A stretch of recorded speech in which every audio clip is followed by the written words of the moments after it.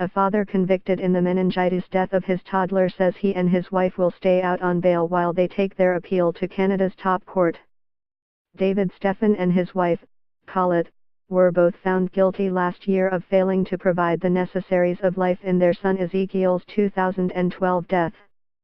Their trial in Lethbridge, Alberta, heard they treated the 19-month-old boy with garlic, onion and horseradish rather than taking him to a doctor.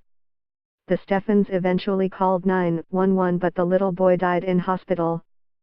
The three-member Alberta Court of Appeal upheld the conviction last week, but because the ruling wasn't unanimous, the couple has an automatic right to have the Supreme Court hear arguments in the case.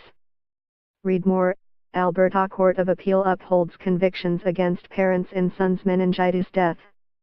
I would also love to thank our lawyers for initiating conversation with the Crown prosecution to have me stay out of jail while we are filing a Supreme Court application, Stephan said in a recent Facebook post from his home in Nelson, BC. And oddly enough, I would like to thank the Crown prosecution, who in times past have been excessively cruel and inhumane towards us, but yet in this situation have fully consented to extending our bail that we have been out on for nearly the past year and a half as we went through the appeal process. Stephan said he believes the Crown is being cooperative either because it saw how cruel a situation his family was in or realized how bad it looked putting a family in an inhumane situation. Read more. Timeline of Ezekiel Stephan's final days, the Alberta boy who died of meningitis. David Stephan was sentenced to 4 months in jail and his wife was ordered to spend 3 months under house arrest, the only exceptions being trips to church and medical appointments. The Crown has indicated it plans to appeal the sentences, saying they are too lenient. Witnesses at the trial said the little boy's body was so stiff he couldn't sit in his car seat, so the toddler had to lie on a mattress when his mother drove him from their rural Alberta home to a naturopathic clinic in Lethbridge, where she bought an echinacea mixture. The Stephans never called for medical assistance until Ezekiel stopped breathing.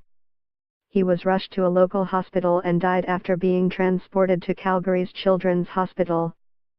Stephan used much of his recent Facebook post to criticize the media for what he called its unfair coverage of the case, which he says has resulted in a number of threats against him and his family. Read more. Tomorrow Lovett verdict, Calgary mom guilty in death of 7-year-old son.